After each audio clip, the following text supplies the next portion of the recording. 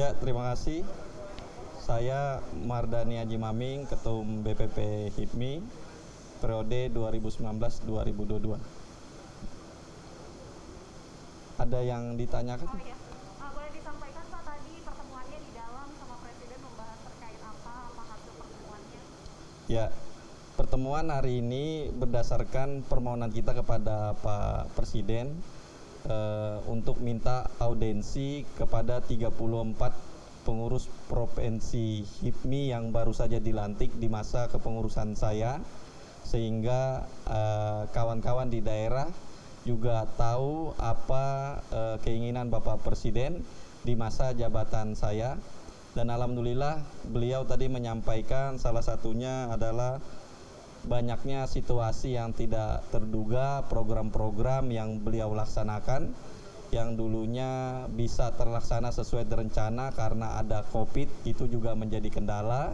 Dan setelah COVID mau membaik, habis itu ada lagi perang Ukraina sehingga banyak tidak terduga. Sehingga beliau menyarankan kepada pengusaha muda HIPMI untuk selalu beradaptasi dengan situasi yang tidak terduga.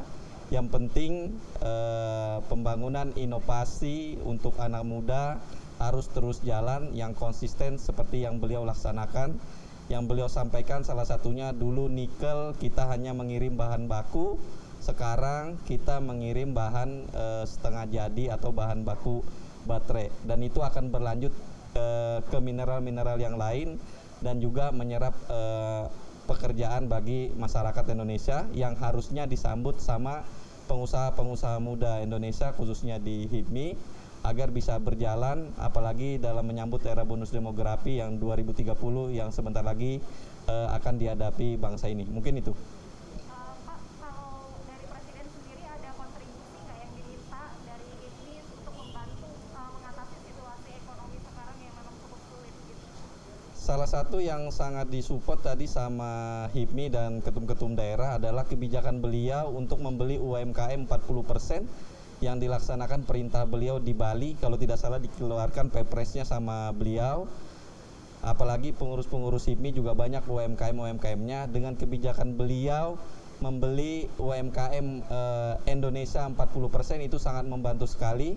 Mudah-mudahan itu berjalan dengan sesuai dengan keinginan beliau, dan beliau tadi menyampaikan akan mengawasi setiap hari dan itu akan disambut sama pengurus-pengurus daerah maupun pengusaha-pengusaha yang ada di Indonesia. Mungkin itu. Kalau terkait dengan tingginya harga komoditas sama juga dengan kenaikan KPN itu tadi dibahas nggak di dalam? Tidak.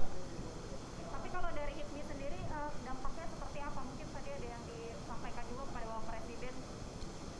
Kalau ini kan keputusan si buah si malakama. Keputusan kalau kita berbicara dari tahun ke tahun, emang kalau mau hari raya pasti harga bahan sembako pasti naik, apalagi bersamaan dengan perang Ukraina dan Rusia. Ini sesuatu yang beliau tidak bisa hindari. Emang semua kebijakan tidak mungkin membuat senang masyarakat. Yang penting beliau betul-betul ingin mesejahterakan rakyatnya dan masyarakatnya melalui yang saya sampaikan tadi, keputusannya untuk membantu UMKM secara nasional. Beliau mewajibkan BUMN dan anggaran-anggaran daerah wajib dibeli paling tidak 40%. Mungkin itu. Terima kasih. Kalau untuk HIPMI sendiri apa Pak dampaknya dari kenaikan harga ini, mungkin bisa disampaikan? Karena tadi tidak dibahas, jadi saya tidak bisa bicara di sini. Terima kasih.